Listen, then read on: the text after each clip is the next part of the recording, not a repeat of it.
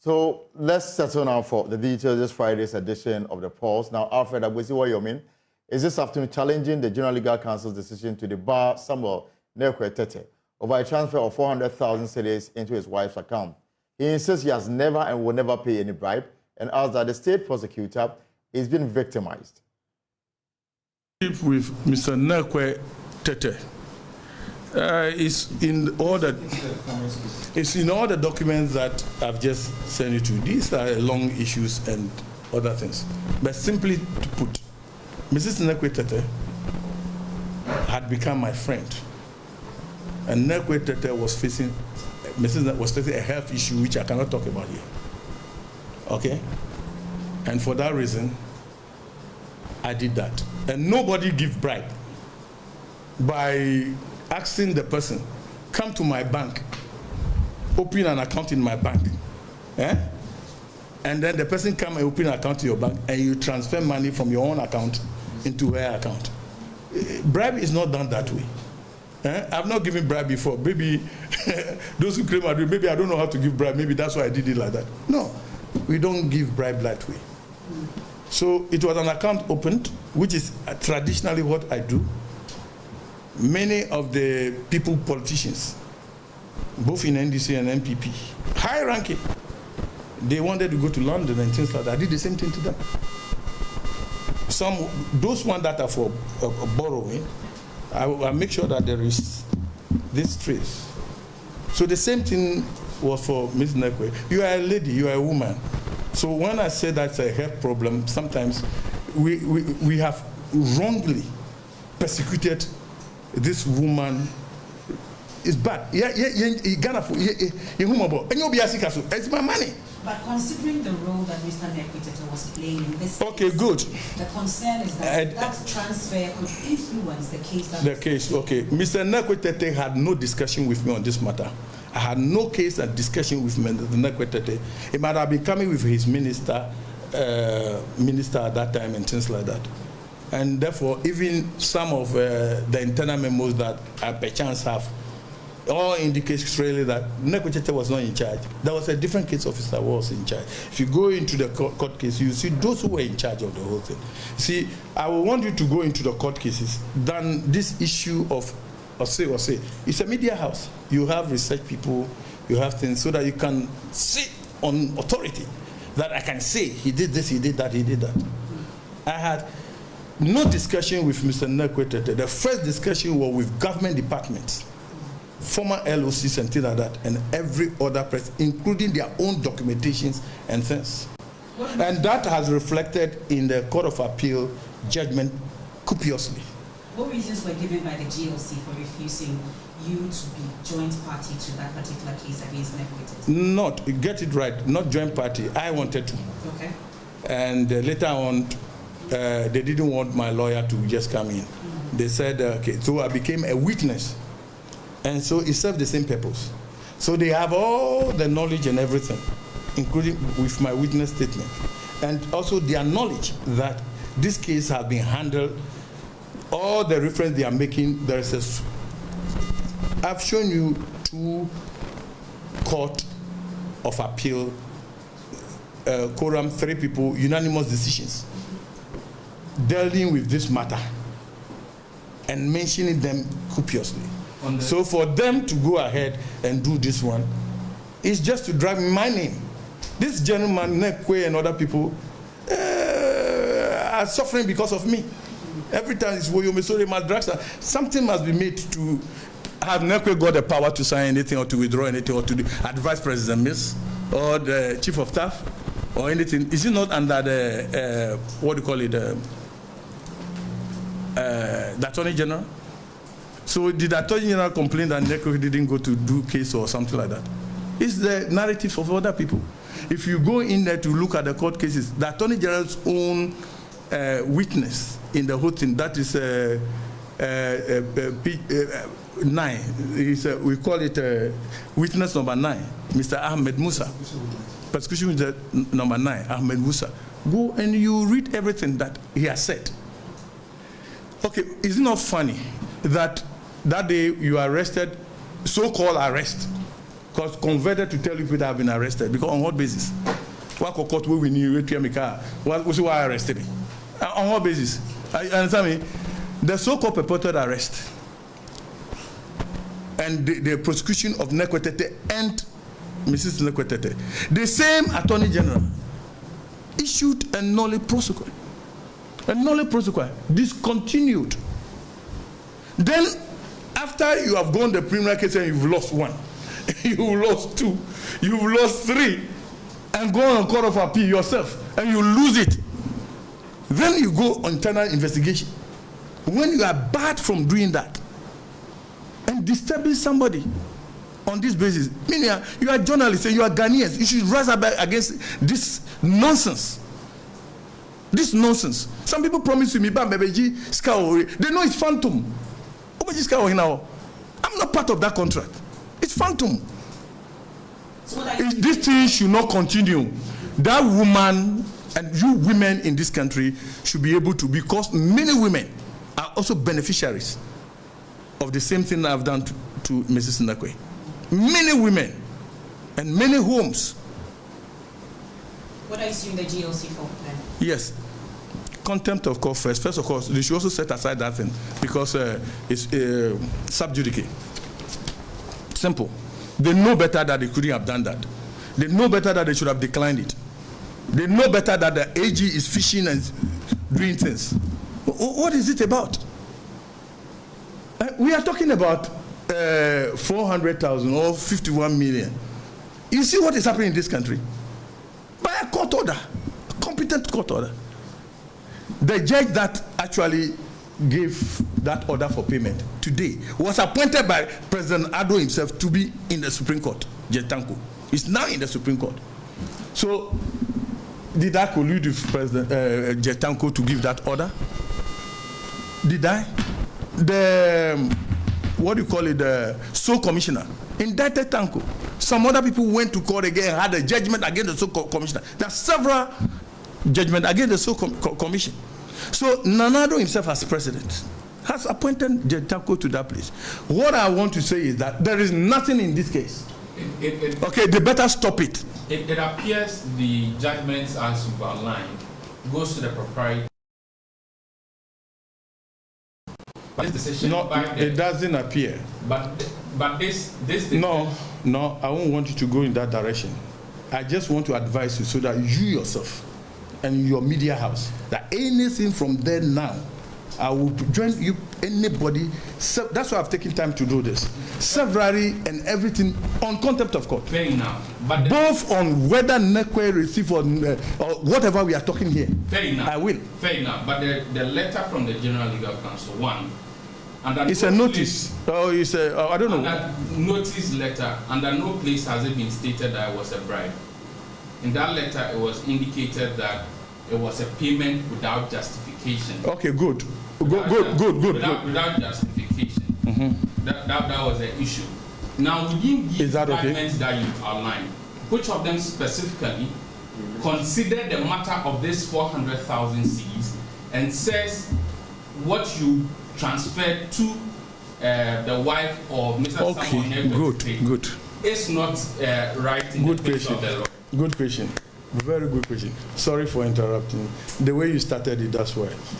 I want to say that both the Court of Appeal decisions, the one on the criminal matter, say every single official that have dealt with this matter have dealt with it overboard, and they are right. It has exonerated all of them. But that is one. The basis of which Nekwetete was paid, was being prosecuted on all this thing, was based on the Yoko so-called report, discredited interim report. And that report was given air. I said it. It was given air. After the criminal judgment, so commissioner attempted to give it air to breathe. But then it has also been overturned. What implies in law is that every matter concerning whether somebody received money or not. So that's Alfred Woyome, the businessman at the center of this controversy. Let me give you a bit of a background. Yesterday, the General Legal Council issued a statement expelling Mr. Samuel Nekwe, a state attorney, from practicing as a lawyer. Now, according to the statement that came from the General Legal Council, whilst Mr. Nete was a state attorney prosecuting Mr. Woyome in the, in what the state came to conclude as illegal judgment debt paid to him, Mr. Nekwetete's wife received an amount of 400,000 Ghana cedis from Mr. Alfred Woyome in 2011. Now, when this became known, he was invited to, give clarity to the money, and he was unable to do so. So after investigation, the General Legal Council came to the conclusion that he misconducted himself professionally. The reason why they have expelled him and he will no longer continue to work as a lawyer, his license revoked and all that. Alfred Woyome, as we heard there, has been responding to this particular matter, emphasizing the point that he's never paid a bribe in his life and he will never do so. And I know that subsequently we'll have more to deal with this matter in subsequent bulletins. It's Friday. This is the Friday's edition of The Pulse with me, Elton Bob. Now let's come to Parliament of Ghana as we shift attention to the House, where for the first time in the history of the Fourth Republic, a person other than the Speaker or his deputies presided over the House. Sunyani East Member of Parliament, Kwesi Ameyacheme, presided over the House today. Clerk to Parliament, Cyril Kwabenensia, announced the unavoidable absence of both the Speaker and his two deputies. Parliamentary correspondent Kweku Asante joins me in the studio as we try to unpack this particular matter. So, this is in the standing orders. Yes. But how come the Speaker, the two deputies are all not in town? In fact, all of them were in town yesterday. So this morning was a bit of a surprise when the clerk to Parliament came into the House and announced that both of them, both the three gentlemen are all not in the country, and he did not give reasons exactly why these three persons have all left town. But the speculation also in Parliament is that Parliament wanted to test this angle in the standing orders, because since 1993 that Parliament has been sitting, it has always been the Speaker himself or his two deputies that have presided over the House, despite the standing orders giving room for a member presiding, so that when these three persons are not there, then that person can preside. In fact, in the last meeting, there was an event at the Pentecost Convention Center, and the Speaker and his deputies were all supposed to go. And so the House had to decide, what do we do? Eventually, the Speaker of Parliament directed that because of that, the House was not going to sit, so that because he and his deputies were going for that event, it was not possible for Parliament to sit. So MPs and the leadership have been exploring means to forestall that, so that in the future, if the Speaker and his deputies are not there for whatever reason, the House can do business. Under the new standing orders and the old, they all give provisions to that. Under this standing order 12.1, it gives you room that if the Speaker or his deputies are unavoidably absent, the clerk to Parliament shall preside over the sitting to elect one of the members of Parliament to do that. But today there was no need for an election because both caucuses seem to have agreed on something. The majority chief whip, Frank Anodompre, nominated Mr. Kwesi Ameyacheme, who is a four-time member of Parliament, who in fact served in the previous Parliament as the majority chief whip. So he was the one the majority side nominated, the minority side backed that nomination, and because of that, there was no need for an election, and he unanimously was selected as the person to preside over the House today. So let's go. Let's view the situation in Parliament this morning. Yes, as well, in accordance with Order 12.4. Whenever the Speaker, the first Deputy Speaker, and the second Deputy Speaker are unavoidably absent, the clerk shall chair the sitting for the election of a member to preside at that sitting of the House as the member presiding. In accordance with this order, I would invite nominations for a member to preside, for the election of a member to preside. Thank you. I recommend the Honorable Kwesi Ameyacheme to preside as a member presiding. Honorable Kwesi Ameyacheme is a member of Parliament for Sunyani East. He's a 4th-term member of parliament, and he's also my immediate boss as a former majority chief whip. I so move. Right, Honorable Mr. Clerk. Indeed, relying on Order 12.4, my colleague has proposed our senior colleague, Honorable Woyome, on behalf of colleagues, to take the chair today. I second the motion and his proposal for Honorable Chairman to take the seat. As many as are in favor, say aye. As many as are against, say no. The ayes have it. Honorable Chairman.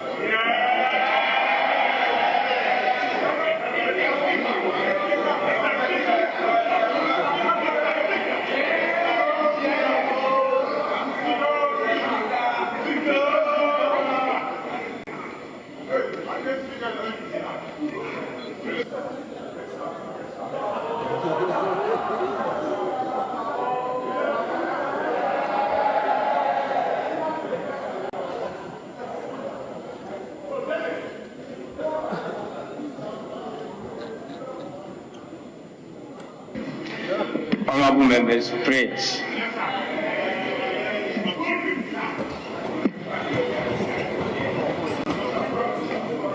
Almighty God, we humbly beseech thee to look with favor upon this Parliament of the Republic of Ghana.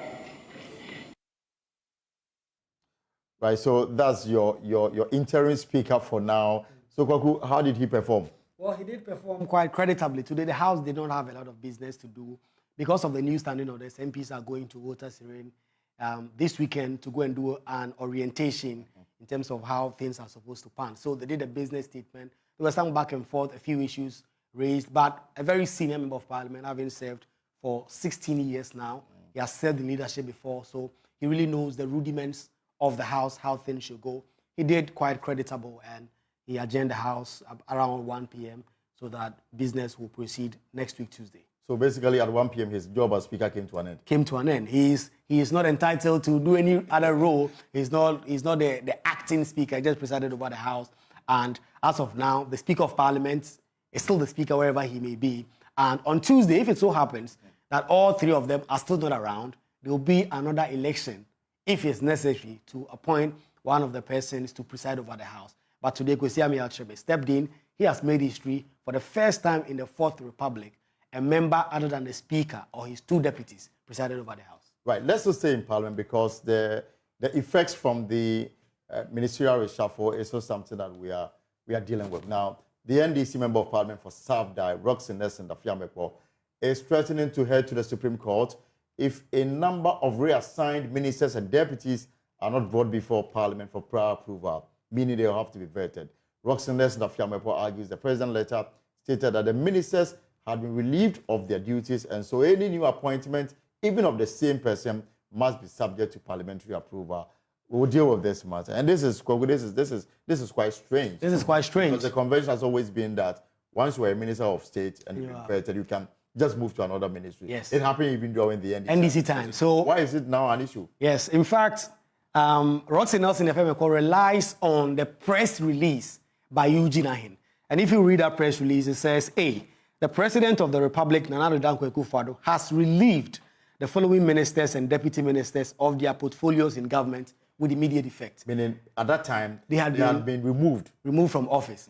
Roxy Nelson Dafiamepo's argument is that it means the president has sacked them at the time. And so if the president is even reappointing those same persons, then it must come to Parliament for approval. But mind you, this is the press release.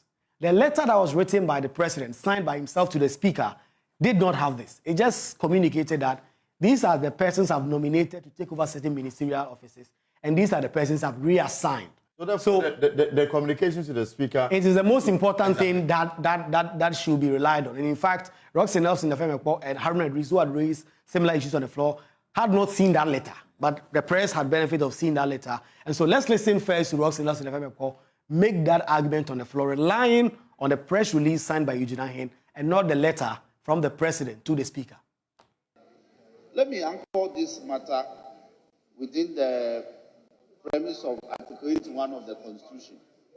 Mr. Speaker, Article 81 of the Constitution, the effect that the office of a Minister of State or a Deputy Minister shall become vacant if A, his appointment is revoked by the President.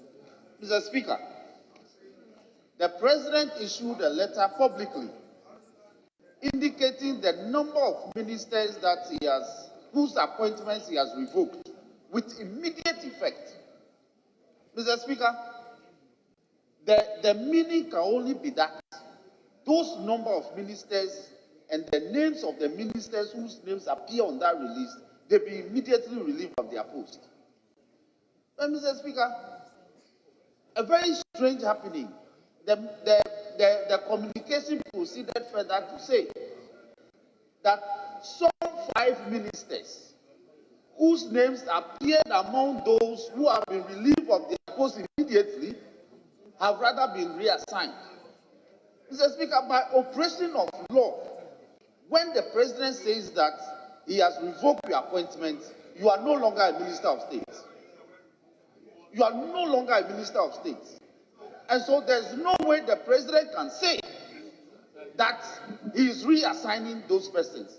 So I am saying, on the authority of the Constitution, that those persons' appointments have been revoked by the President. But the Constitution mandates him to reappoint them, subject to the parliamentary scrutiny of this House. This call is not heeded, Mr. Speaker. We will proceed to the Supreme Court for interpretation.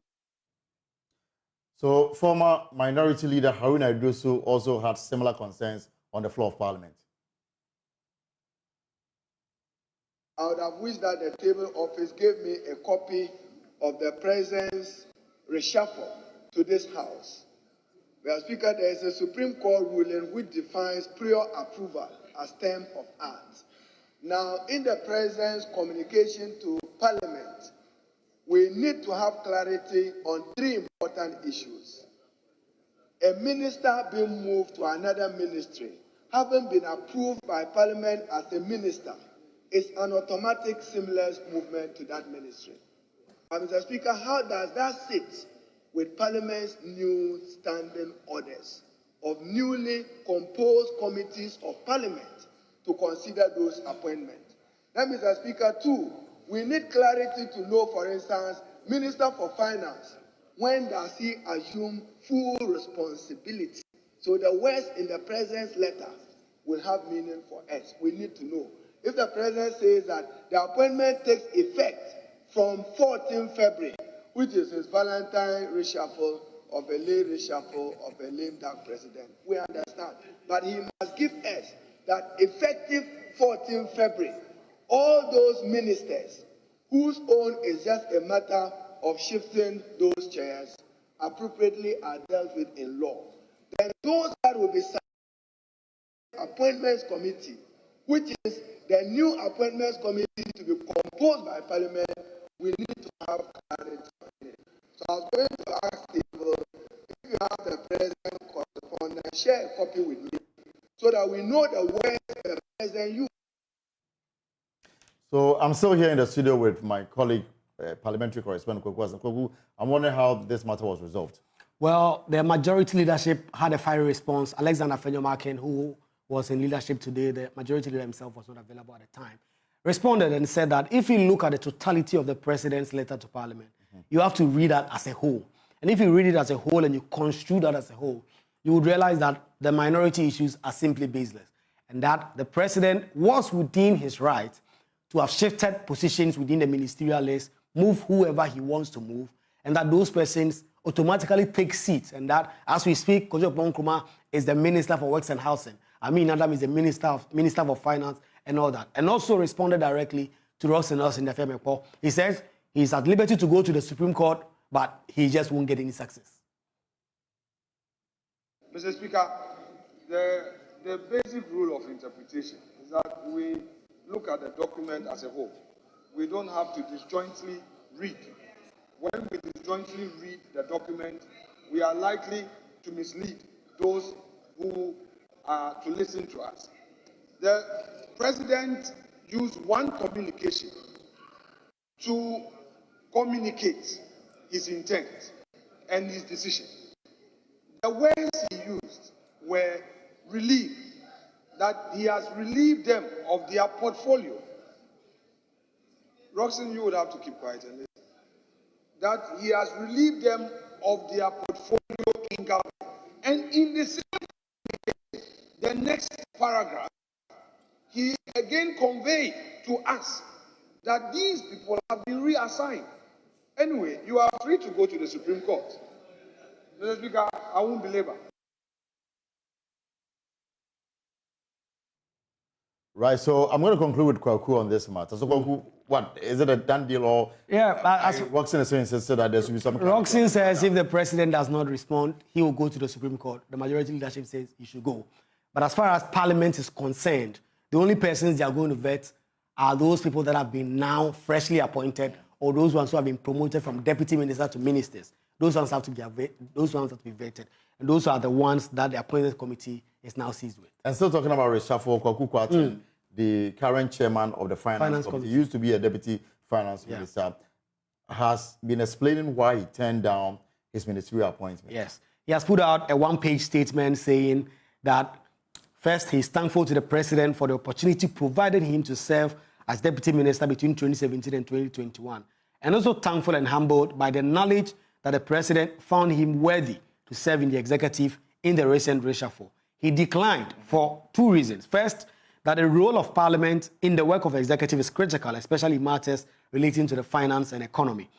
It is his humble belief that he can better support the executive from Parliament. And then secondly, he also intends to play a dedicated role in the crafting of the MPP's messages and governance strategies going forward and going into the 2024 general elections. And he considers that he is better placed to do so in a non-ministerial role of Member of Parliament. He does not state which role the president was considering him for, whether the finance ministry or any of the ministries that the president did some changes at. But he just says that for two reasons, he thinks that he can serve better the MPP from Parliament and the government, and also he wants to play some role in the crafting of a message for 2024 election.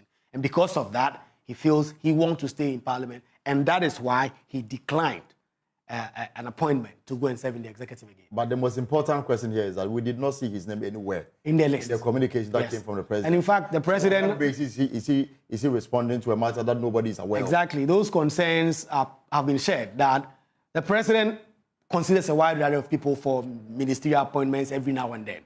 Ultimately, he takes the final decision. If your name is not there, your name is not there. And so, there's not been any case where people have been raising issues to say that, okay, Kwarteng has done this or that. And so it is unclear what exactly this press statement is seeking to clarify, because the president has taken his decision, he's done with that. And so Kwarteng's statement is just trying to clarify something. But the question is, what exactly are you clarifying? And then finally, the second consideration of the anti-LGBTIQ bill, when is it starting? The expectation was that it will continue today. In fact, yesterday, when Honorable Afenyo-Markin arrested the motion, the third reading, they took one of his 14 amendments. First, to remove the prison sentence that is imposed in the bill. That was voted and it was defeated. The expectation was that this morning would have been taken, and because MPs have to travel out of Accra to the voter region for their workshop regarding the starting of this, it wasn't taken. But from all indication, the minority guys see this is something they are keen on. The Speaker of Parliament says he's also keen on. And so the expectation is that on Tuesday, the rest of the 13 amendments proposed will all now be taking a vote to happen. And then the Speaker will proceed to put the question on the third reading. And on Ghana Connect tonight? Ghana Connect, we are looking at the reshuffle that has come up. There are so many people who have viewed that it was too late in coming. Some say it wouldn't make any change. We are seeking the public's view. What do they think? Do they think this really make any changes on this? We'll probably also throw in Kwarteng's statement. Right. If we get him on, try and ask him some questions. I'm also seeing the name of the chairman of the health committee also giving a ministerial appointment. And it's people don't understand, because in fact in Parliament, one person that has been said was eyeing the health ministry for a long time was Dr. Kweku Ayuefree. The president has made his changes. There's been no questions in Parliament or outside of it as to who accepted or who did not reject, because ultimately the president makes his decisions. And when he makes that decision finally, the official communication is sent to Parliament. It's not up to people coming back and saying that they rejected this or rejected that. All right. So that's it. Thank you very much, Baku, for your time on the issues that happen in Parliament this afternoon. Let's move to the Ghana Journalists Association, because the GJA has revoked the media blackout it imposed on the Member of Parliament for Awutu Senya East, Mavis Akumsem. The decision was taken after the GJA and its media partners met earlier today to review the blackout imposed on the MP, who is also the Minister of Fisheries and Aquaculture Development. The imposition of blackout was meant to get justice for David Kwabena, a morning show host of Cape FM, who was assaulted by thugs wearing branded T-shirts of the MP during the vetting of the MPP's parliamentary aspirants in the Central Region in Cape Coast on January 4, 2024. And we have a chronology of events that led to the GJA's decision. First, the Ghana Journalists Association, as you may be aware, has lifted the media blackout imposed on Howard Kumsem, urging all media houses to comply. So meaning that from today onwards, the media is allowed to cover events, around Madam Howard Kumsem. And that is the news this afternoon. Ms. Kumsem engaged the GJA according to their own statement that came out, national executives, accompanied by Minister Designate for Information, Fatima Abubakar, and other stakeholders. And they had a thorough discussion on the matter and came to this conclusion. And the blackout was initially imposed following an assault incident during the vetting of MPP parliamentary aspirants in Cape Coast. Ms. Kumsem engaged with the GJA's national executives together with the folks from the Ministry of Information. Conclusion is that the embattled Minister of Fisheries will help to identify the individuals that assaulted the Cape FM morning show host, and then for the security agency. Well, we still have to go back to Parliament, but this time to the Public Accounts Committee, because the Forestry Commission says it has begun scaling down the number of personnel serving in governments in the afforestation program. This was reviewed at the Public Accounts Committee sitting this morning. According to the Director of Finance at the Forestry Commission, Samuel Odai, the situation is as a result of a drop in funding from government. My colleague James Aveji was at the sitting. He joins me with more details on this matter. So James, what came up today? Of Forestry Commission, together with other institutions, where they're including the Ghana Physicians and Surgeons College, the Lands Commission was there, the Ghana Steel, what we call the Aluminium Company, was also there as well. So those were the institutions. Now, with this particular issue about the Forestry Commission, it was part of the issues that were pointed out in the Auditor General's report about if you look at the finances of the Forestry Commission, looks like there's been some decline in their expenditure.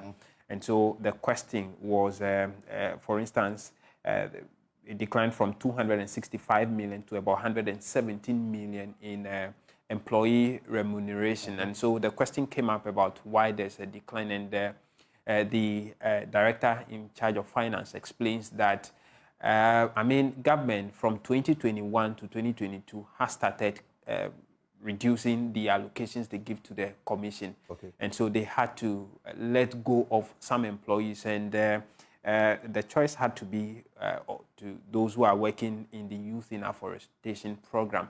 And so quite a number of... These are temporary employees. Exactly. Had to be let off across several regions in the country. And so that was the explanation to that. And so it went on and on. There was a conversation about whether they owe them. And so when the explanation came, then the chairman of the committee probed a bit further to ask, because we were not told the exact number of persons who have been let go of and the number of persons who are still working. Right. I think we have the visuals now. We can listen in while the PAC interrogates the matters with officials from the Forestry Commission. The drop was as a result of the YEA. The money that the government was supposed to give to us, we didn't get all the amount. So that attributed to the drop. It's youth in afforestation, sorry. Youth in afforestation. Yes, sir. Yeah, Okay. I noticed that if you look at youth in afforestation, again, the amount, I'm talking about the expenditure, the amount dropped from 265 million to 117 million. What was the cause of that? That's exactly what I was talking about, that the monies, most of the money didn't come to us. So does that mean that you didn't scale down the program? Now we are scaling, yes, from 2021 I started scaling down. I said some of the workers started getting jobs, but at the same time we are still owing them. We are still owing some of them. Those who were even in the system were still owing them because we've not had all the money at that time. So this account, is it prepared on the accrual basis or it's cash basis? It's on accrual basis, sir. Then if what you are saying is true, then the program, those that you are owing, should have been in this account. So there shouldn't be any drop.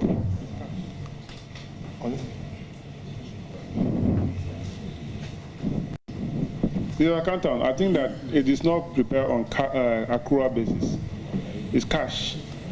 If you are, owing them. So the YE is on cash basis, sorry. Yeah, so for youth in afforestation, the workers actually earn the salary, yes, or the allowance, yes, but you didn't receive money from government, so you were not able to pay them. Yes, sir.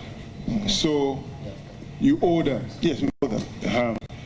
If we were to be in arrears as a basis of preparation, you'd have captured the entire amount as cost. So the youth afforestation is on cash basis. It's cash basis. Yes. So what you receive is what you pay them. Yes, sir. So James is still here with me. So James, there was this issue about some structures of the commission that have been left to go waste. Elton, so these are structures belonging to the Timber Industry Development Division of the Forestry Commission, located at some 3 areas: the Ankasa Wildlife Division, Volta Regional Office, as well as Mole. Now, the findings of the Auditor General is that these structures, as we speak, have deteriorated, not in good shape, and so they needed some level of rehabilitation. But the sad thing in that report is that the division is still going ahead to rent these office spaces to people, private persons, to use for business. For instance, they say in 2021, the division made a total of 84,000 Ghana cedis from this institution. And so the call to renovate, the executive secretary of the chief executive officer of the commission, John Alote, noted that they have started some work on that. And so they are going ahead to, some have finished, some are still in the process of completion. So that was the explanation given to it. The chairman of the committee was of the view that this needed to be done in time so that we don't have the situation where these structures will collapse and bring casualties, and so urge them to finish them in time so that it is fit for purpose. And another institution briefly that came before the committee? Yes. As I said earlier, the Institute of Ghana Surgeon was also at the committee. One key issue that came up was that there was a foreign student who has attended the school and has graduated in 2011, some over a decade ago, who has not paid $10,000 of his school fees, but the school allowed him to go. And so that bill has been on the books of the school since 2011 till now. Now, the explanation from the the rector of the school is that at a point, auditors recommended that the amount be written off. They sent a proposal to the board, but the board was of the opposing view that they needed to get the money. And so they have written to the Sierra Leonean High Commission to see how they can retrieve that money. Chairman urged them to get the money. Wrapping up on the Forestry Commission, a probe into the matter finally, in another incident, revealed that the commission actually owes the officers, the employees who are working under the Youth in Employment in Afforestation, some 17-month arrears. But the head of the commission indicates that they've just received clearance from the finance ministry to pay some 4 months out of that 17 months. And so by next week, they should be paying 4 months out of the 17 months. All right, thank you very much so much, James Abeji, from the Public Accounts Committee sitting in Parliament. And next week, they'll continue with their probe into the audited accounts of state-owned enterprises, ministry departments, and agencies. Now, to a rather sad story. And the death toll in Thursday's afternoon ghastly fatal school bus accident has risen to 5 following the death of another people. The deceased and 5 others, as well as a female teacher, were rushed to the Ajakwa Hospital at Nkoko after the accident.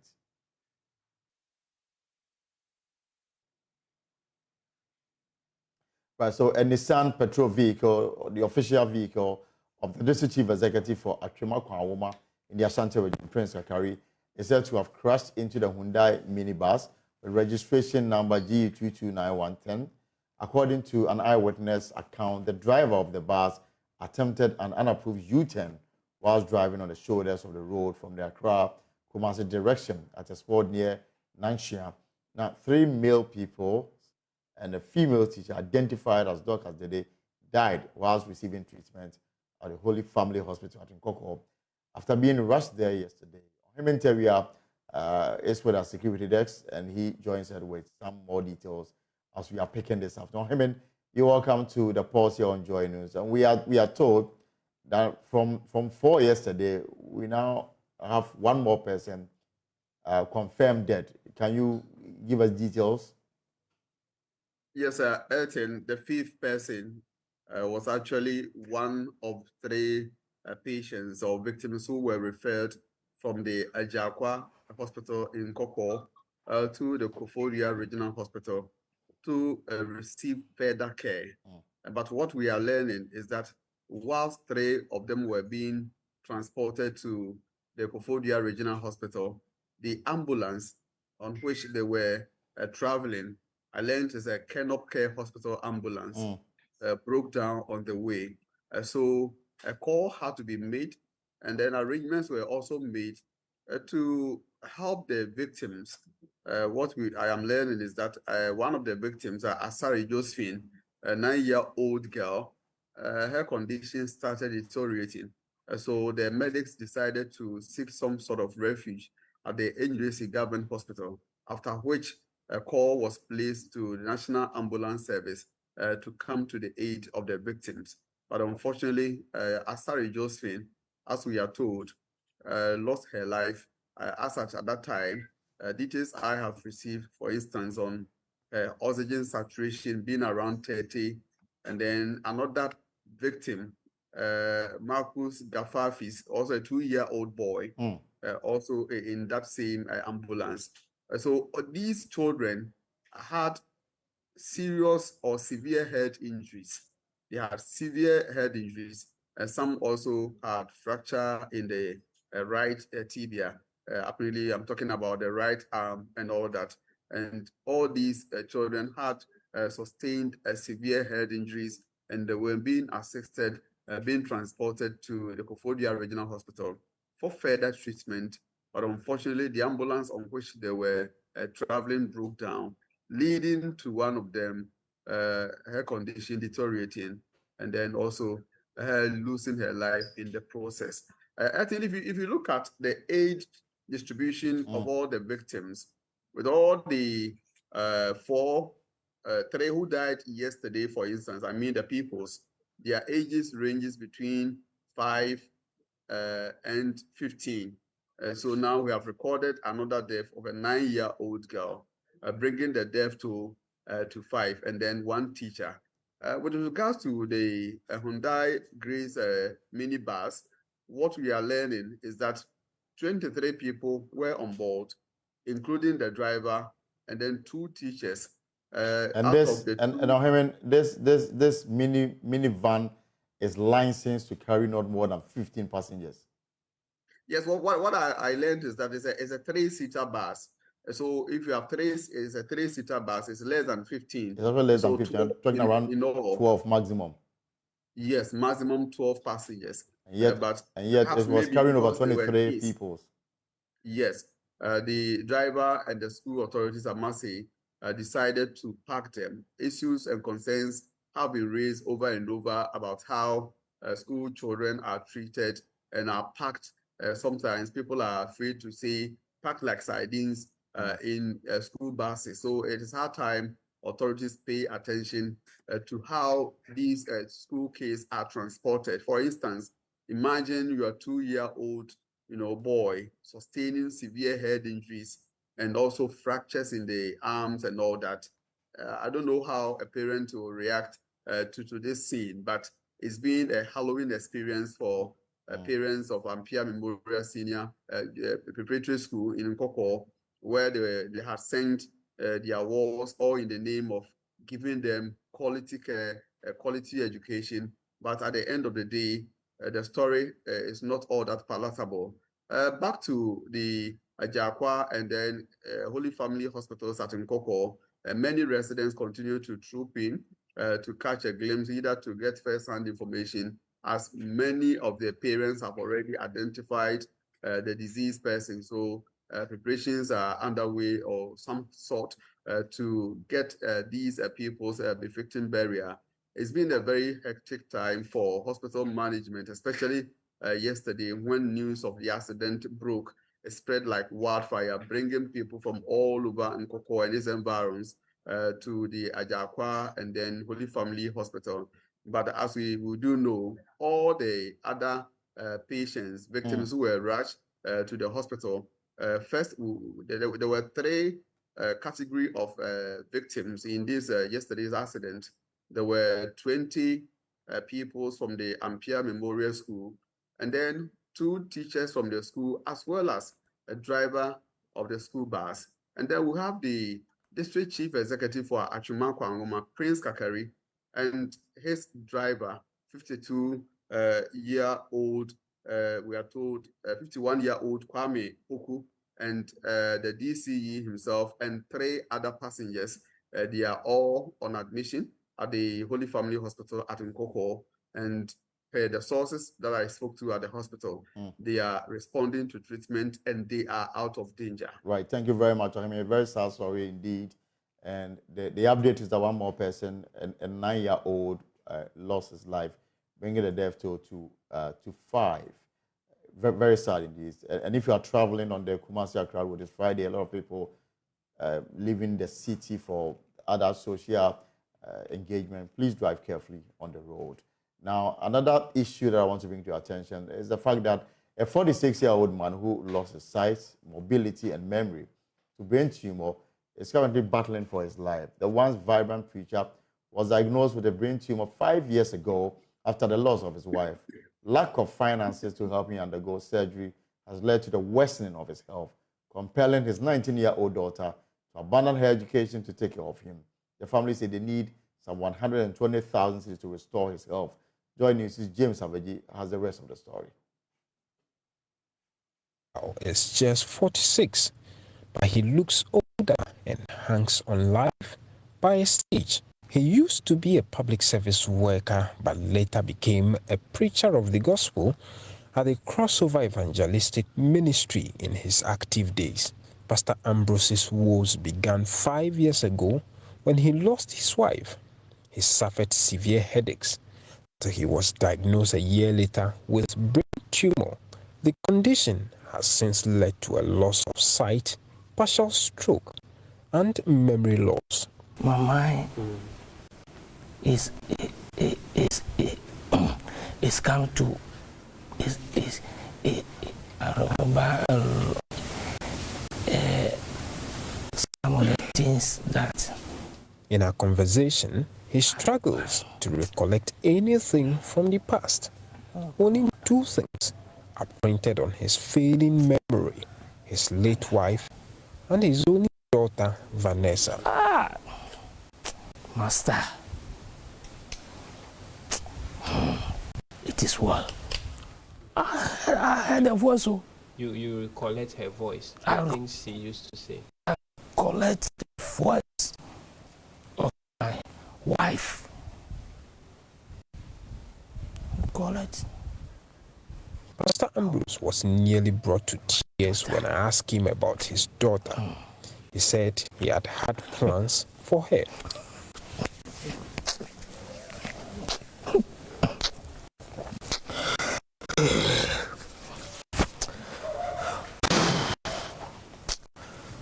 It is well. It is well. When I say it is well, it is something that I have developed a long time ago, that it is well. What were your wishes for her? Abba, Professor. Professor. I wanted to promote her to professor level. Professor level. Professor level. He will go. She will go. He will go to that level of thinking. Just like his failing health, his hope is fading fast by the day. His daughter, 19-year-old Vanessa, who completed senior high school 2 years ago, says she had no choice than to shelve her aspirations and take care of her father. Finishing school, I wasn't told that he was sick because I was preparing for my final year exam. So when I got back, I realized he was sick. I had to stay home to take care of him since there was no one to do that. When mommy passed away, she was like, I'm the only one, so she was the one I always speak with, and she passed away. Well, I didn't lose hope because I knew that he was around. Then a year later, he also was diagnosed of a brain tumor, and he can't see, he can't even speak fluently with you, and always lonely in the house, and it became miserable for me. I'm sometimes tempted to question God because he is his servant, and we look to see him go through this, knowing he's the only one I have. I sometimes cry also, but it is well. She says she had wanted to be an embryologist to help people have babies of their own. I love children. I love to see people with... I never had a sibling, so I would love to help people. I would love to create babies for people. Yes. Vanessa's effort to help her dad doesn't seem enough because time is running out on him. They will need some 120,000 Ghana cedis to perform a brain surgery on Pastor Ambrose to restore his health. But the family of two who live in a rented house here told that showman do not have the means. They want the public to help. It's just unbearable for me, but I'm still trusting God.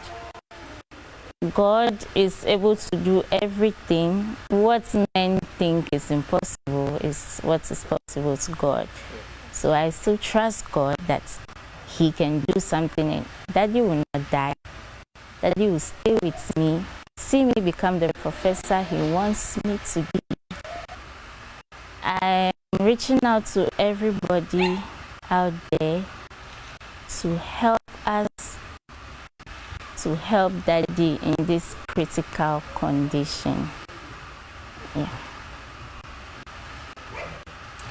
Pastor Ambrose says he has just one wish. I wish I should be made perfectly well. Perfectly well to the glory of God.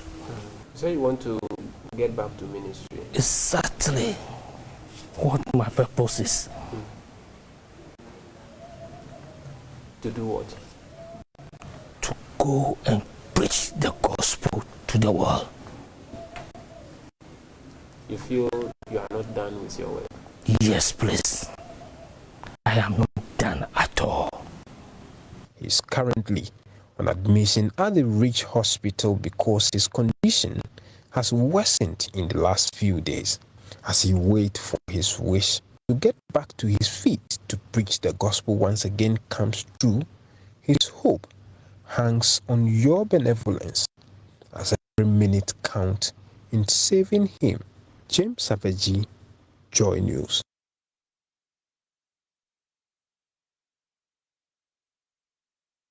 Well, any help will be appreciated. Remember also that we have an interview with the former Executive Vice President of Unilever. We are talking about leadership ahead of the 2024 general elections. What will inform your decision to vote and for whom? Those are the questions that we have. And I'm sure by the end of the interview, you'll be informed as to which direction your vote would go. But it's Friday, so let me just pick up the pace more so that we prepare ourselves ahead of weekend. Now, are you a lover of plays and musicals? Well, if yes, then I just might know how you could spend your weekend, because Melton International School has an upcoming musical program dubbed Joseph, the amazing Technicolor Dream Code. Well, I just want to understand what this means. Which depicts the biblical story of Joseph and his brothers. It's happening tomorrow at the National Theatre, and guess what? The show is organized by KISS actors Sarah Dole and Sarah Dole, Alote, Papo, and Patience Cook. That's right? Yes. Yes. Okay. So they are in the studio with me here to tell me more about it. So first, tell me about this play, Joseph. Why Joseph? Okay.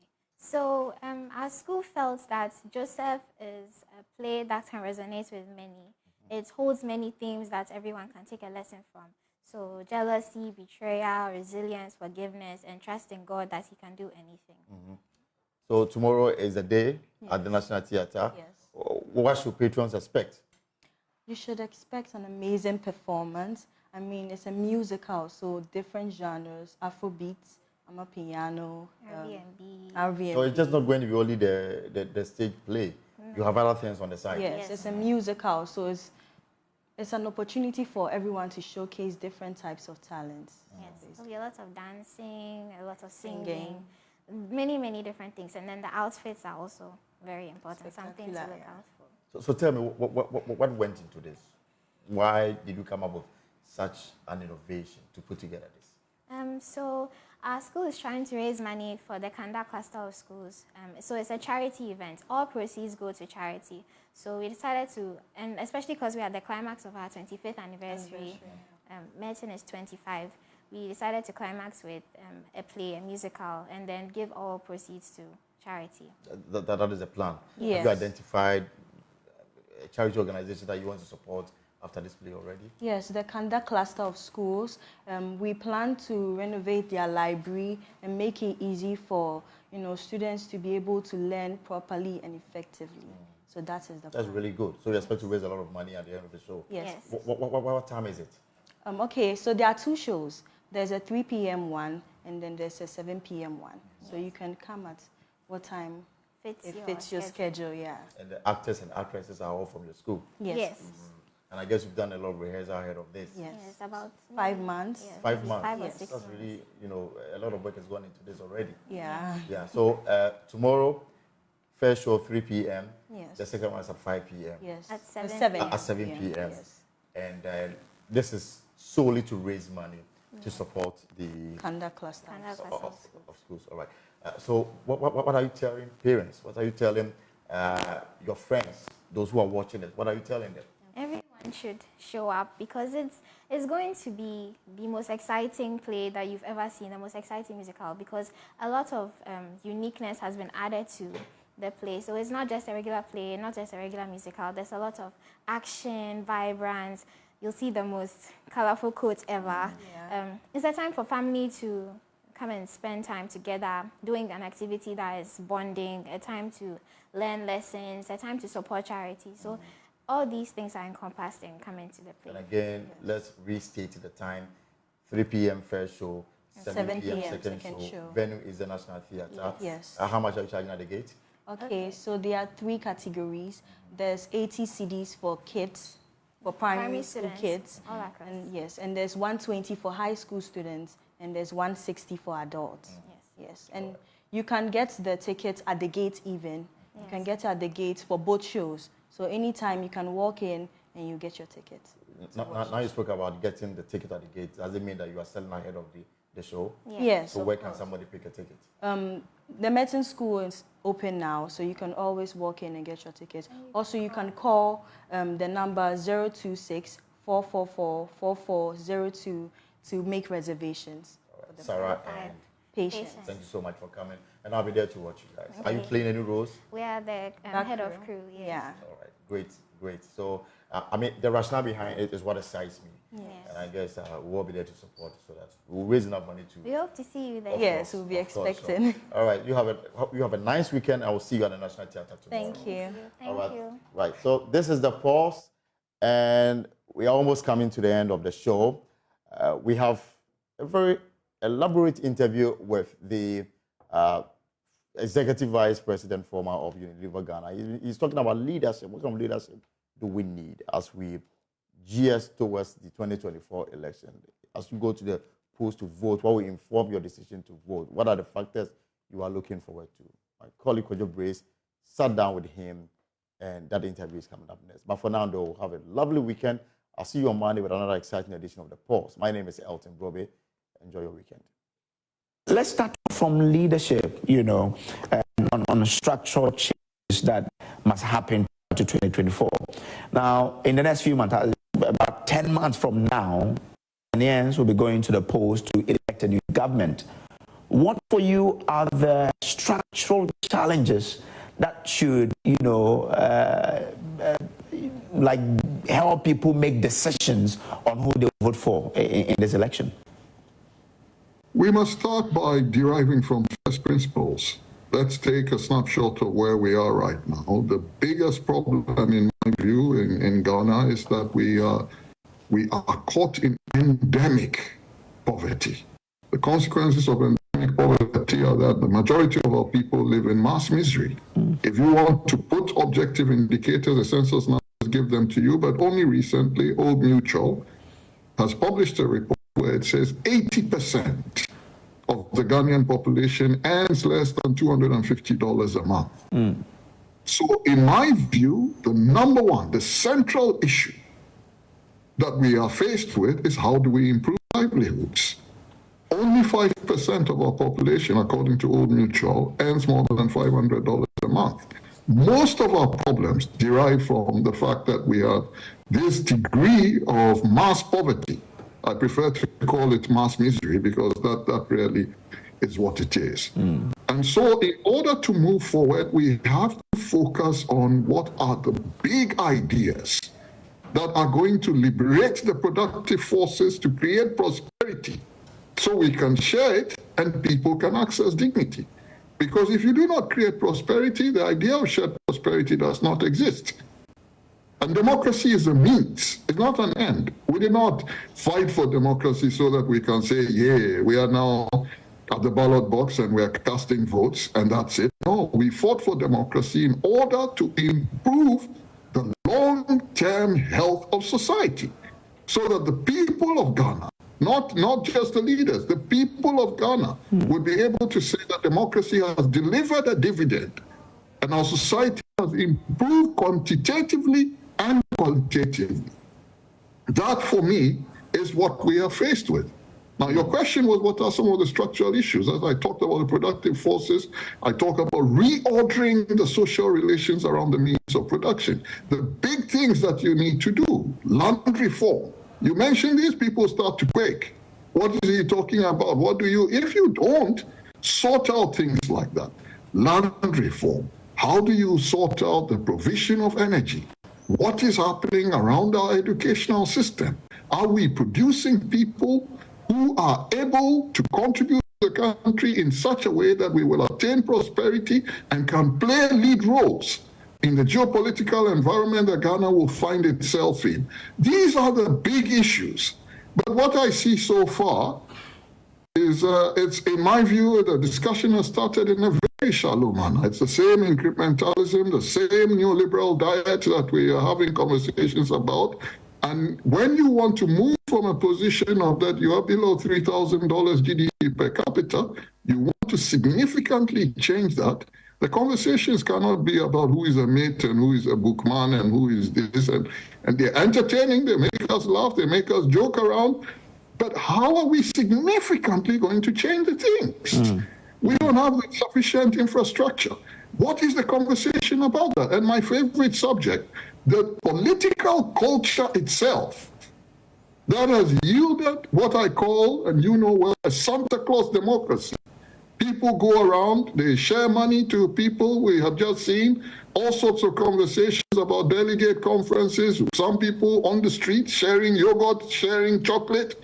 This is what democracy has been reduced to. Somebody even came out and said that I will do well because I have dollars, not cedis. Is this what our democracy has been reduced to?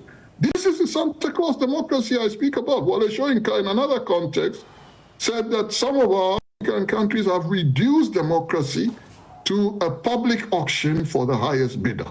If you do that, you don't move. So what is the point of view of those who are contesting about these things? And in order that we make it tangible, so that it's not just an abstract conversation, Professor H. Kwesi Prempeh, Professor Kweku Asari, on behalf of the Center for Development and Democracy, CDD, authored a report, which in my view the media has not done a good job of publicizing, which said in a country where the GDP is less than $75 billion, it takes $100 million for each of the lead candidates in order to be able to prosecute a successful presidential campaign. The starting point, for me, that's the root of all evil. The starting point is where does that money come from? And what does each of the presidential candidates think about it? What do they feel must be done to clean up the arena so that our politics is not so over-monetized? These, for me, are the conversations. And tell me, I ask you the question, what does it matter then in this context if one is a mate, one is a bookman, one is what? What does it matter? So I mean, am I right to assume that you therefore don't see that over the years, political leadership has been able to offer solutions to these fundamental challenges and even, you know, the sort of solutions that will fix these problems in its entirety or in their entirety? Well, it's not for me, Nsako, to sit down and give a grade. It is for us all to ask ourselves whether the country is where we believe it should be. We have been at this now since 1993. So this is our 31st year that we are going into of the Fourth Republic. I'm not even talking about our existence since independence or since 1951, when Kwame Nkrumah became head of government business. Are we where we want to be? In my view, no.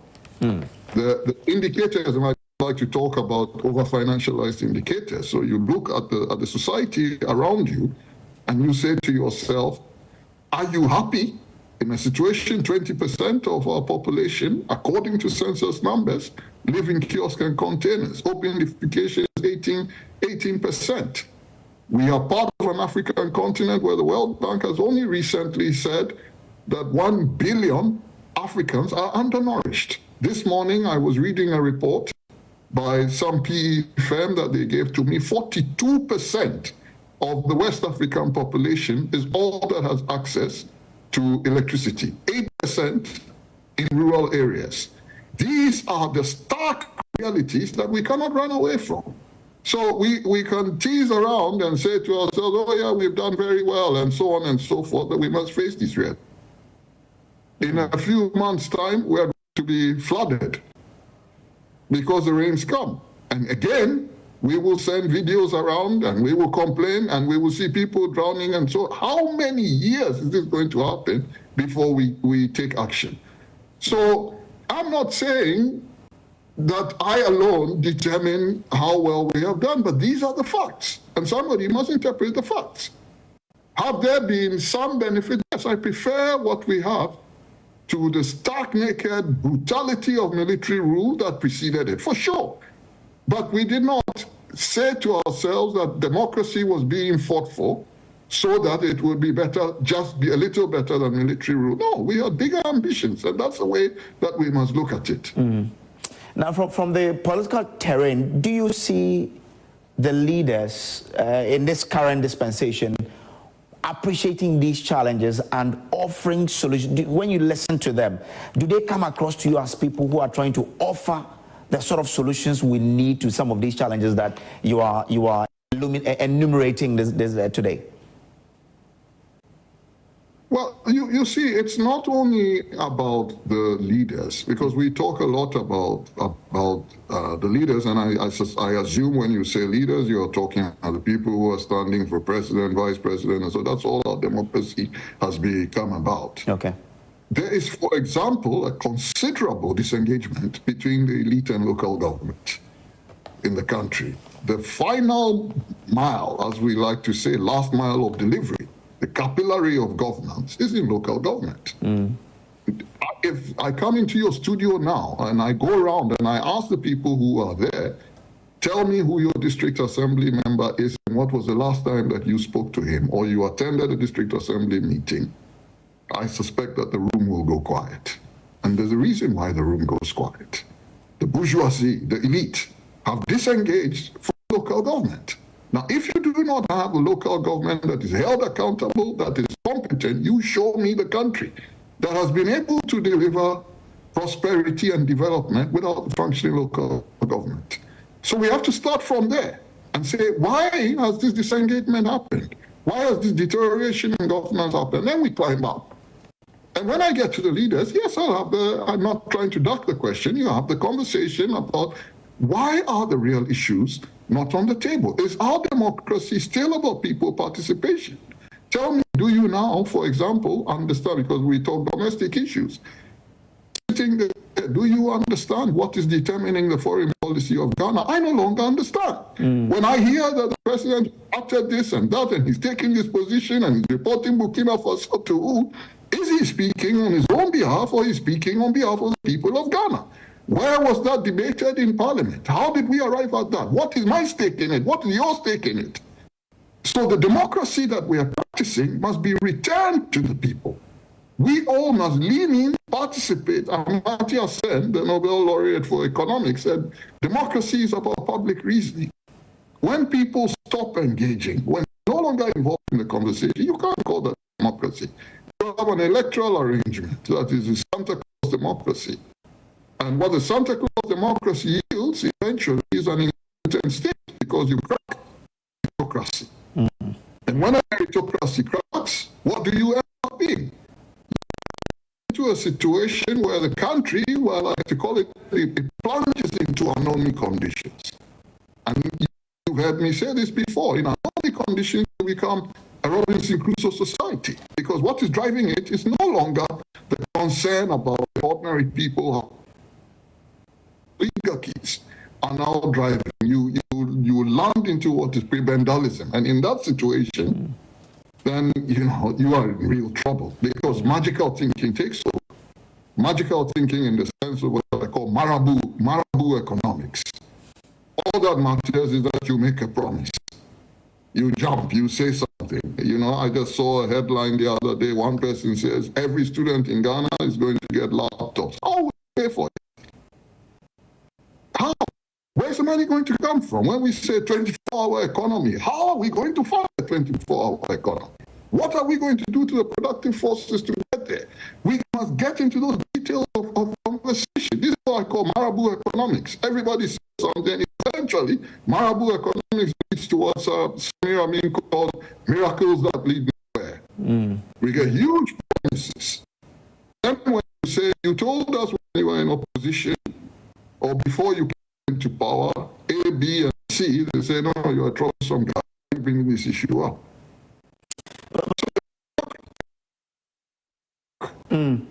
But is it also that citizens are also asking questions enough? And that's why it is what it is. To be properly informed. So before I get to citizens, I also want to talk about the media. What is it? Well, we'll get there. I'm only asking this question because you've said that, people make promises without really providing the source of funding for those promises. That's why I'm asking, is it that citizens are also not asking the right questions to make informed decisions before they go into the ballot boxes to vote? Yes, I would say that citizens have to get more involved, have to ask questions, have to lean in, but I am not averse to the fact that there is a subtle creeping culture of silence. When you say people say what you culture of silence, there used to be guns and so on and so forth, but you talk to people, there is a little bit of a worry these days that nobody shouts from rooftops. But our fourth republic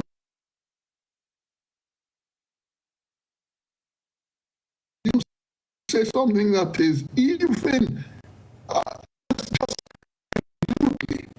different from the way that the powerful forces. This is true for both parties, by the way. I'm not criticizing one or the other. Many parties, this has been true under them. Then don't try to bid for public procurement deals. You're not going to be there. You're not seen as one of them. Yeah. So when appointments are being made, you could be the Nobel laureate for economics.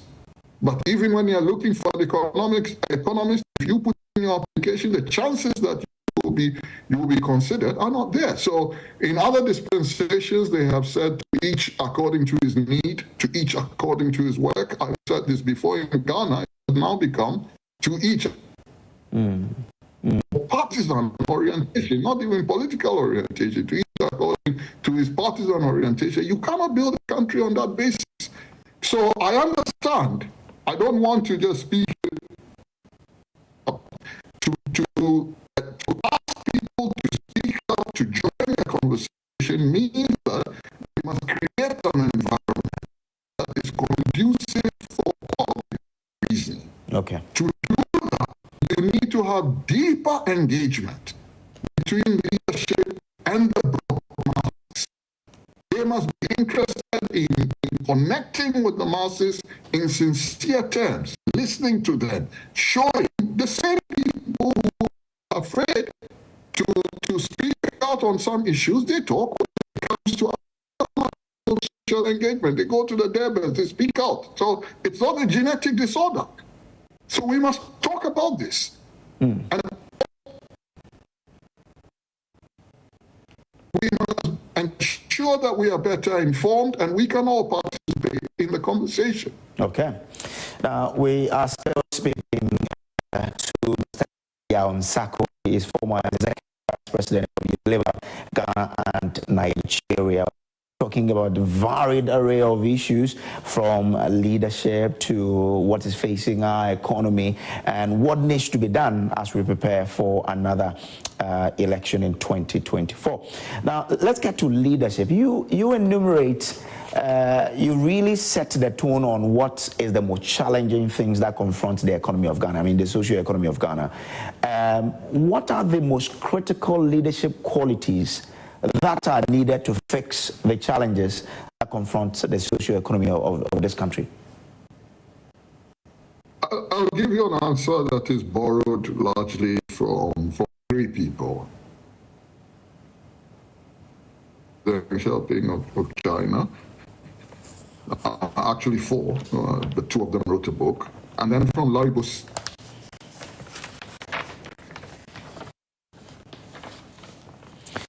All right, so we are having an exclusive chat, exclusive conversation with Mr. Woyome Sako, former executive vice president of Unilever Ghana and Nigeria. Yes, so the line is okay now. You're making a point when the line tripped. Okay, I'm not totally. I said I was going to give you an answer from three sources. Yeah. One is the redoubtable Deng Xiaoping of China. Professor Peter Senge, and then from Larry Buss and Ram Charan, they wrote the book Execution. So their views are collective. That's why I said three, but it's actually four people. And it's my own interpretation, so I'm not necessarily using their words, although I will use some of those. So one, the leader's role, the central role is that formulate, give the leadership that constructs the strategic vision. It doesn't mean you do it alone, you do it with a team, but you have to make that process work.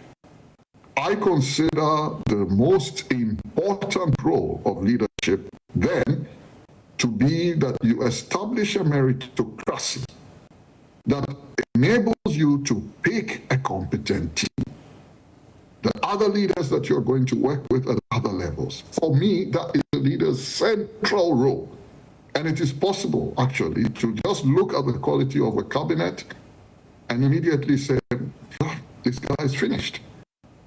Because looking at them, you can see already that is not going to be delivered. So picking the other leaders is critically important, and it must be done on a meritocratic basis. There's too much partisanship that has gone into this process so that you don't necessarily end up with people with the best capabilities. Now, when the strategic vision has been done and you've picked the other leaders, the leader's role is to conduct the operations and make sure that those strategic plans are executed. Conduct the operations. The idea of an aloof big man who is walking in the heavens and doesn't know what is happening, you cannot deliver stuff like that. Conducting the operations means that you're also connected to the masses. You know exactly what is going on. People cannot just lie to you. They come and show you all sorts of figures, but it has absolutely no impact. So I will summarize these three things.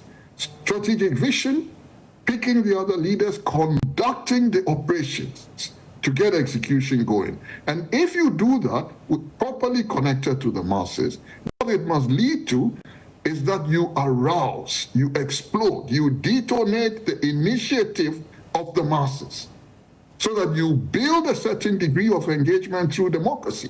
And they come up with creativity, passion. They are pushing themselves because they see where you want to go. They know that you are fighting for the country to make all of them better off, and they are switched on. That's how. I mean, in China, Deng Xiaoping said after 3 years, he said the ideas that came from rural China surprised all of us in leadership. Are we that switched on? Have we been inspired? Have we been triggered? Have our initiative, a collective initiative, has our collective initiative been triggered and exploded in that kind of way? It is for us to decide. Very interesting, thought-provoking issues today here. Now, in your opinion, what role do youth and women play in shaping the future leadership of this country, Ghana? I'll give you the simple answer that I don't see why it must be any different. They are citizens of democracy like men. They participate. So I think what is important is that our democracy must be constructed so that whether you are a man, woman, child, not even child, youth, because you didn't say child, youth, you feel that it embraces you. Some of the people that we call youth are 40. Macron was 37 or whatever when he became president of France, a major country with a developed economy. So, and yet we sometimes just dismiss them as youth and they are the back seat. So our job is to create a climate and a kind of democracy that is meritocratic. If that happens, the youth and women will determine for themselves what the agenda is. It's not for me, a man, to sit here and lecture them about what they should do. They maybe even have views about what men should do better. So that's the way that I look at it. Okay. Now, you speak about, how other people carried the people along in trying to build a sort of nations that we've seen in other countries. In Ghana, what we've seen is that leadership sometimes try to do certain things, but they miss some things that do not augur well for what they want to achieve. How can leaders balance short-term policy priorities with what we want to achieve long-term in terms of our development goals?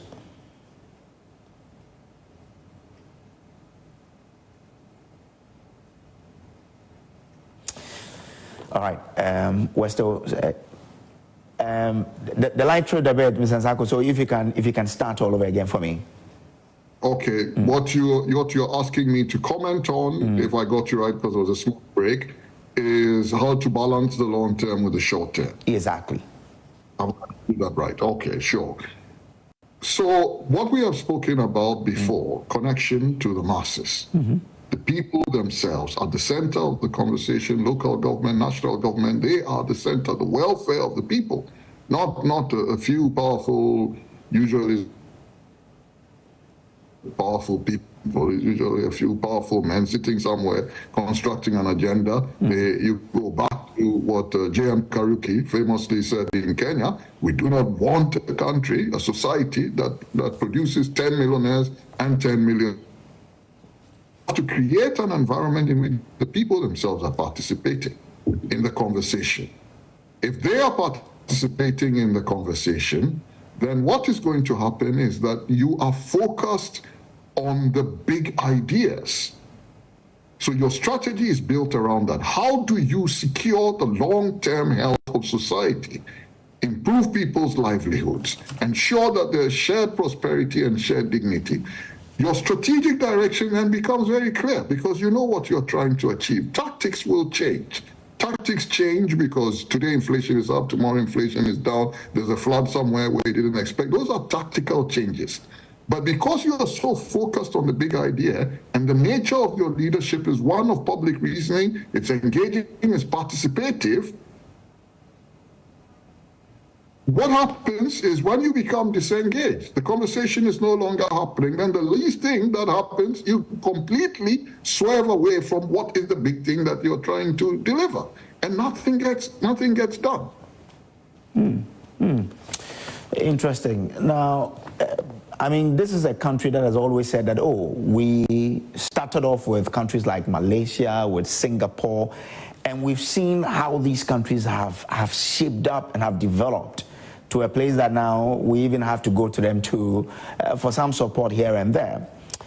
I mean, what lessons can Ghana learn from successful leadership models in Africa and other places, like what Lee Kuan Yew did in Singapore and what other leaders did for Malaysia, and what kind of successful lessons can leadership learn from these successful ones?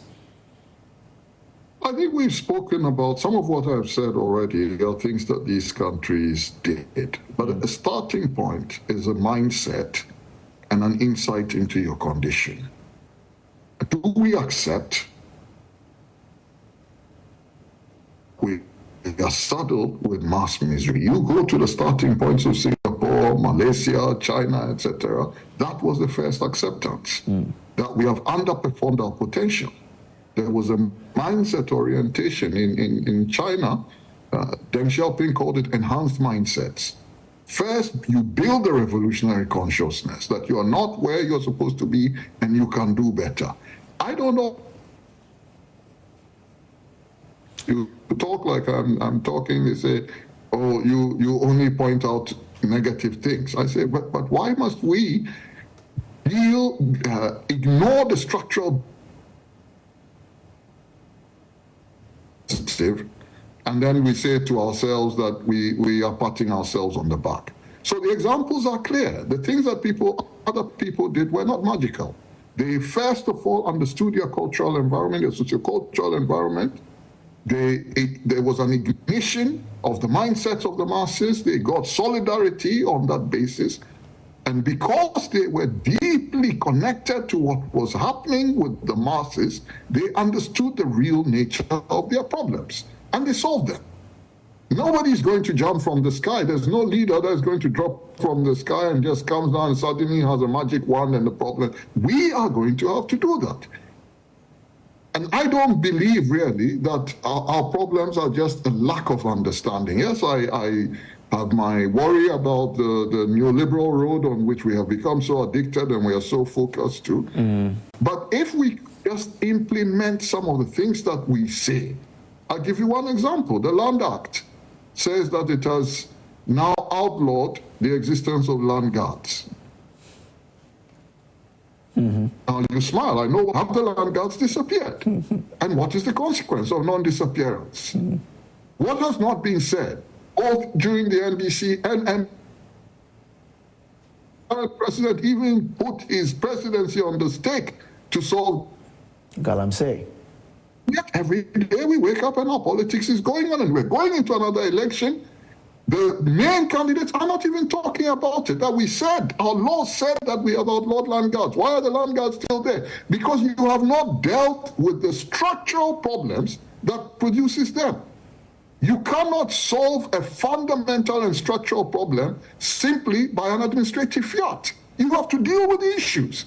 If you've not reformed land properly, how are you going to get peace? The reason why we call them land guards, but they're private armies. They are a reflection, a consequence of the inefficiency and the ineffectiveness of land administration in Ghana. If you don't deal with it, how are you going to ever be able to convince people that they shouldn't have land guards? Because you write a law. I know the conversation, people talk a lot, we need a new constitution. Yes, I too feel that some amendments must be done, but will the constitution enforce itself? Recently, I was reading a book on local government in Ghana, and I saw a law that says that if you have stray animals in walking around residential areas and so on and so forth, local government machinery has actually the power and the authority in law to confiscate them, auction them, and pay to the public church. You tell me the last time that happened. I can only give you examples of some assemblies in the Western region, but that's all I know. A long time. So I say to the people who say that the new constitution will solve all our problems, that will the constitution implement itself? Will it implement itself? My good friend Isankuma likes to ask that question. He says, if we are not able to implement the laws that are on the table right now, you get a new constitution, will it implement itself? So yes, I do think some changes must be made, but that we cannot be that simplistic. We have to deal with the structural impediments to development. And to be able to do that, you said we will come to the media. I will remind you that we have to talk about the media. To do that, we need to get a completely different kind of mindset orientation. As citizens, as leaders, how do we orchestrate that mindset revolution in order to be able to have these sorts of conversations and change the locus and focus of our democracy? Move it away from this neoliberalism that is a miracle that has led no one anywhere ever in the world. And completely look at how we build homegrown indigenous solutions, because we understand the context we are playing, we learn from other people, but we know what to do in our specific circumstances, and we build a democracy that holds people accountable. So let me put it back to you. How and when and who should lead this process of trying to get us to understand that, well, we have failed and we need to start all over again and start on this note?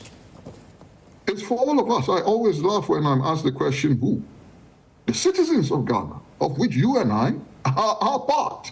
All of us must play a role. The roles that we choose to play may be different. It's not everybody who should want to be president or go to local government. Some people want to play football for Black Stars. Some people want to sing in the choir. Those are all roles in a civilization.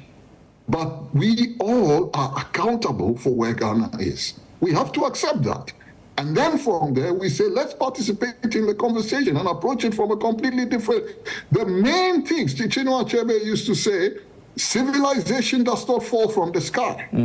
We are not one day going to wake up after some big all-night or something of the sort, and then boom, Ghana has transformed, and it's a developed country with a GDP per capita of $70,000. We are going to have to do the hard work. So are we willing to do the hard work? Are we willing to have the tough conversations? I know that these sort of conversations make people uncomfortable when you say that we are still running a colonial education system. We must have conversations about what is the role of religious bodies. Are they enhancing productivity? Ask questions about the media. Ask questions about the Santa Claus democracy. Ask questions about the institution of chieftaincy. But when you talk about these things, you say, no. Let's talk about how we will get inflation down by 10 basis points. Then we will never see prosperity in our lifetime. Well, let's talk about your favorite issue then, the media and civil society. How can these two, the media and civil society, help in holding governments accountable? Well, they work hand in hand. That is for sure. The two work hand in hand. And the reason I've been talking about the media, only yesterday with some friends of mine, we were having a chat about this, which I thought was a very high quality conversation. You see that there's always a pattern in what I say, that I like to go to root causes.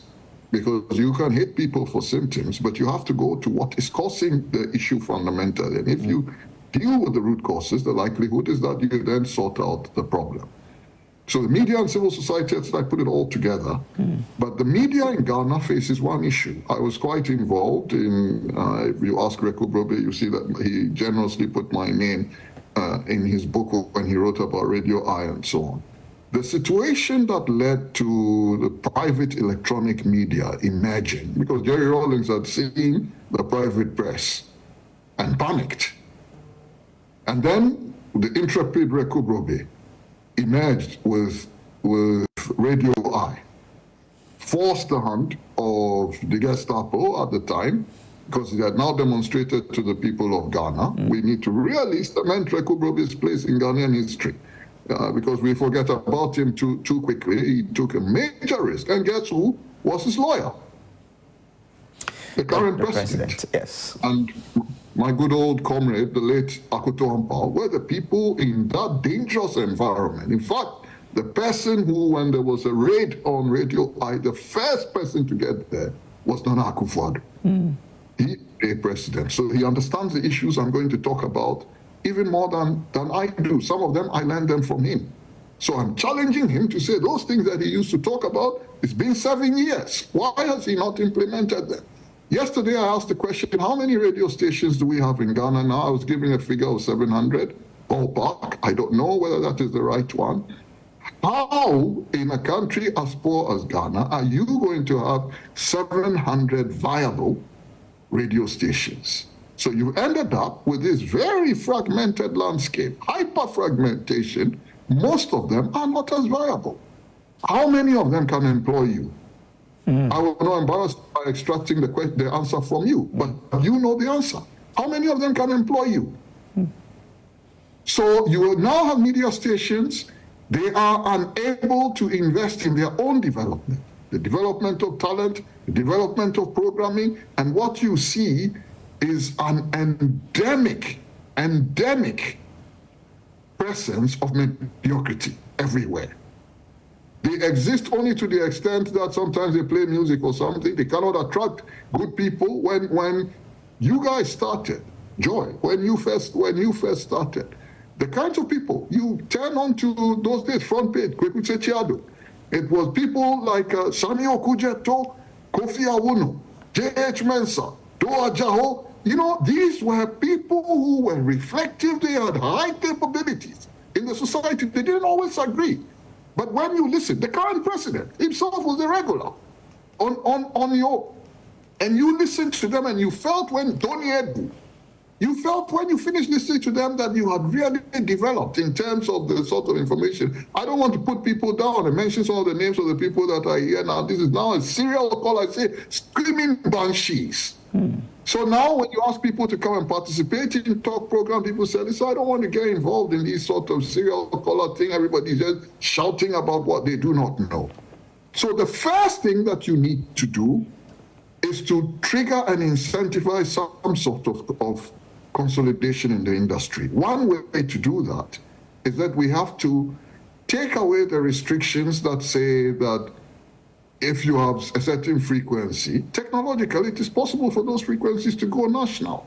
The reason I spoke about Jerry Rawlings panicking was that was a control mechanism of the Gestapo. They were trying not to have an institutional rival to the state-owned media at the time. So they put this rule there and fragmented the media. But Jerry Rawlings has been gone since 2000. Why did J4 not restructure? Why did Mills not restructure? Why did Mahama not restructure?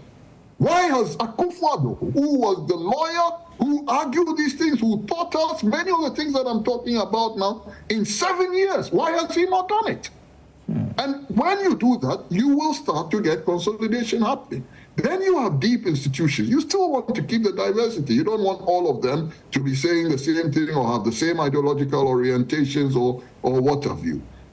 So you now create stations that have the depth to have talent. They can invest in innovation. They can spend time, produce high quality programming and so on. And because of those standards, you start to again attract talent back into the radio stations. Okay. So we want to deal with this matter. Unless you also have a vibrant media, the civil society weakens. And what you are now seeing, if you guys are not careful, there is going to be an obsolescence of traditional media because people are now using the channel of social media more. At the time that Jerry Rawlings put these restrictions in place, he and his Gestapo at the time put these restrictions in place, social media was nowhere near where it is right now. Yeah. But today, if the media does not reinvent itself, it will find that it becomes obsolete. It becomes a shriveled appendage of a political system that is irrelevant. And already there are some radio stations you mentioned, and everyone say, oh yeah, they're just a megaphone of some politician or the other. So this is a fundamental issue. I'd like to hear the presidential candidates make commitments on this. What will they do about this? You look at it through the things that they have published, they don't even talk about it. And you guys too, where is the Media Commission?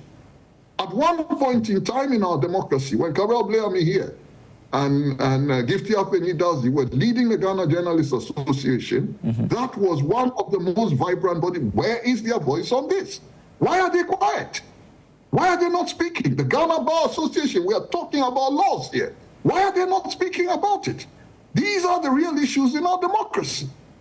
And these are the issues that we must force the presidential candidates to make commitments. I must take advantage now to say the presidential candidates must tell us now, do they believe in the electoral system that they are going to use, yes or no? Because it has now also become a fashion that after every election, yes, it is better than going to the bush, I agree, but the country is significantly distracted from its development agenda because everybody runs to the courts. No, we don't trust the EC. If you don't trust the EC, you do not register to be a candidate. Okay. You tell us what you know so that we have the conversation now. Don't wait till after the election and say, no, we never had any confidence in it. So that is also one thing the media must push the people. Will you accept the result? Do you have confidence in the electoral system that you have signed up to be a part of? Yes or no? But we don't have these conversations. Then we lose, on one occasion, 7 months. We were litigating in the courts. 7. You lose 7 months on a thing like this. Where does development focus? So the Santa Claus democracy loses credibility. Many people are now having conversations, to my surprise. There are some people who even were welcoming the coups that were happening in West Africa. Say, how can you now depend on coups to drive development? If that was the solution, we've had several of them. Why are we not developed? Interesting. Well, you are passionate about Ghana and its development. Just yesterday, the president announced a reshuffle.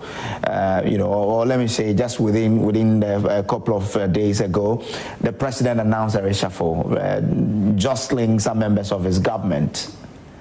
What do you think about this new reshuffle that the president has done? Look, I always look at things in terms of talent decisions from the point of view of the outcome. So I know that, again, we become very excited and having all sorts of conversation. When we're watching football, the AFCON has just ended. When the coach makes changes, what do you look for? Do you celebrate because a change has been made? No, you want to see it change the scores. And as a good friend of mine, a South African guy, once said to me, the scoreboard has no space for commentary. You just look up there and the scores are there, 2-1, 3-2. There is no narrative over there. So the changes have been made. I do not wish to comment on the changes that have been made. You seem to have a certain vision. There's something you want to see happen in Ghana. Do these people who have been brought in, do you have trust, or do you see them making any meaningful impact in the next 10 months that they are left with? We'll assess by the outcome. That's where I was going. That's what we have to have the conversation about. But just for people to come and say to me that this person went to Harvard, that person went to Cambridge, this person went to Yale is irrelevant to me. Totally irrelevant. I want to see if you say that this is a better team, then they must have better outcomes. That's all. And I will suggest that that is what also the media focuses on. There's a new finance minister. What is he going to do differently? Can he tell us? And what he says he's going to do differently, is it going to lead to better outcomes? Can we all, after the Akufo-Addo now has less than a year to go, but can we all say that, wow, he did a reshuffle and we completely saw a difference?